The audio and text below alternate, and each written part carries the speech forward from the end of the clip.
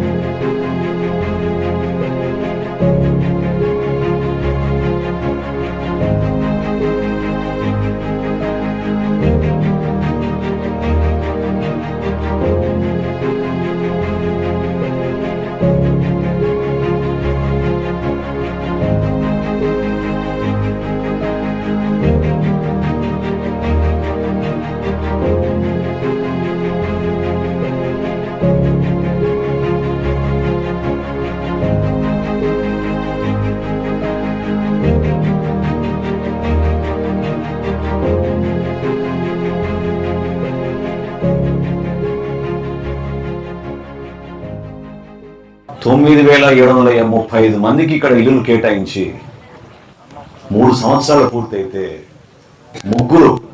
కేవలం ముగ్గురే ఉంటున్నారంటే ఈ కాలనీలో ఇంకా అంతకన్నా దౌర్భాగ్యమైన పరిస్థితి ఉంటుంది చెప్పండి. భూమి ఏమో 140 కోట్లు పెట్టి కొన్నారు. ఈ భూమి 140 కోట్ల రూపాయలు. ఎంత దూరం ఉంది తెనాలిపట్నం నుంచి చెప్పండి. 7-8 కిలోమీటర్లు మీరు రావాలంటే కనీసం రోడ్డు కూడా వీళ్ళే దుర్మార్గంగా వీళ్ళు 4 సంవత్సరాల నుంచి. ఆ రోజున 35 లక్షల రూపాయలతో నేను రోడ్డు వేశాను. ఆ రోడ్డు ఈరోజు ఎట్లా మారిపోయింది చూడండి. అసలు నాకు రావడానికే 40 నిమిషాలు పట్టింది. ఇక్కడ వచ్చిన వాళ్ళందరిలో ఎంతమందికి ఇళ్ల స్థలం ఇచ్చారు, కానీ మీకు ఇళ్ల స్థలం ఎక్కడుందో తెలియదో మీరు చేతులు లేపండి. మీకు ఎవరు తెలియదు అనమాట ఇళ్ల స్థలం ఎక్కడుందో. ఏదో కొన్ని సమస్యలు ఉంటాయని అనుకున్నాం, కానీ వందల సంఖ్యలో వేల సంఖ్యలో సమస్యలు ఉంటుందని ఊహించలేదు. నేను మీకు మాట ఇస్తున్నానమ్మా, ఈరోజు 4వ తారీఖు, వచ్చే నెల 4వ తారీఖుకి మళ్ళీ మనం ఇక్కడే సమావేశం ఏర్పాటు చేసుకుందాం. మీకు మాట ఇస్తున్నాను, ఈ నెల రోజుల్లో కొన్ని చేయగలిగే పనులు ముందు మీకు చెప్తాను. ఒకటేంటంటే మీ ప్లాట్ ఎక్కడ ఉందో మీకు 100% మిమ్మల్ని తీసుకెళ్లి చూపించే బాధ్యత ఈ అధికారులది, హౌసింగ్ డిపార్ట్మెంట్ నుంచి. ఎట్టి పరిస్థితుల్లో చూపిస్తారు. రెండోది, ఎవరైతే కాంట్రాక్టర్లో మోసం చేసి మీద డబ్బులు తీసుకున్నారో, ఎవరైతే పూర్తి చేయలేదో వాళ్ళకి 2 వారాలు గడువిద్దాం. 3వ వారం కల్లా వాళ్ళ పనులు మొదలు పెట్టబోతే ఖచ్చితంగా డిఎస్పీ గారు, ఈ హౌసింగ్ గారు వాళ్ళపైన కేసులు పెట్టి మేము ముందుకెళ్తాం.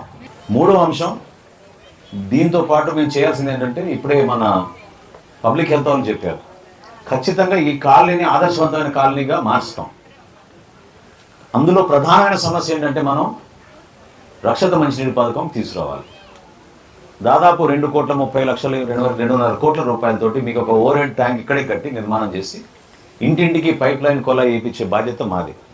సో ప్రతి ఇంటికి కూడా, ఈ కాలనీలో ప్రతి ఇంటికి రక్షిత మంచినీటి పథకం ద్వారా మీకు మంచినీరు అందేటట్టు ముందుగా మేము ఆ పనులు కూడా మొదలు పెడతాం. 140 కోట్ల రూపాయలు పెట్టి ఈ భూములు కొని ఎవరి లాభం కోసం అది మీకు తెలుసు. దాని వెనక కథంతో ఏం జరిగిందో మీ అందరికీ తెలుసు. ఎంక్వైరీ చేస్తున్నారు తహసీల్దార్ గారు. ఖచ్చితంగా వదలను, ఎవరిని వదలను. దాంట్లో చేసిన అవినీతిని మాత్రం వదిలే ప్రసక్తే లేదు. 140 కోట్లు దానికి ఖర్చు పెట్టారు, 60 కోట్ల రూపాయలు కాలనీ కోసం ఖర్చు పెట్టామని చెప్పారు. ఏముంది ఇక్కడ ఖర్చు పెట్టింది చెప్పండి. రోడ్ల గురించి ఎక్కువ మంది అడుగుతున్నారు. కాలనీలో నేను పర్యటించినప్పుడు, నేను నడిచినప్పుడు కూడా నాకు చాలా స్పష్టంగా నాకు అర్థమైంది, అది ఎట్టి పరిస్థితుల్లో కూడా పూర్తి చేయాలి. దానికి నేను పంచాయతీరాజ్ శాఖ నుంచి 10 లక్షల రూపాయలు నేను మంజూరు చేసి రాబోయే నెల 2 నెలలలోపే ఖచ్చితంగా మీ కాలనీలో ఒక 2-3 అంతర్గత రోడ్లు పూర్తి చేసే విధంగా ముందుగా ఒక కార్యక్రమం చేపడతానని మీకు మాటిస్తున్నాను. ఈరోజు ఉదయమే నేను చెప్పాను, ఈ హౌసింగ్ గారికి తెనాల్లో ఉన్న ఆఫీసులో ఒక హెల్ప్ డెస్క్ లాగా ఏర్పాటు చేస్తాం, సహాయ కేంద్రం ఏర్పాటు చేస్తాం. మీరు ఫోన్ చేసినా లేదా మీరు అక్కడికి వెళ్ళినా ఇమ్మీడియట్గా అక్కడ ఒక అధికారి ఉండి మీకు ఆ సమస్య గురించి వివరాలు తెప్పించుకుని కంప్యూటర్లో చూసి ఇమ్మీడియట్గా మీకు స్పందించే విధంగా ఒక కార్యక్రమం ఏర్పాటు చేస్తున్నాం.